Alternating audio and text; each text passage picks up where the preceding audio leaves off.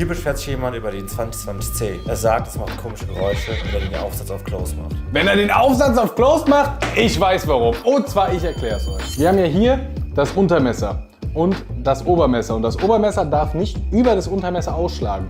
Das passiert aber, wenn das nicht hier mittig platziert ist. Das heißt, wenn es ein Stück zu weit links oder rechts ist.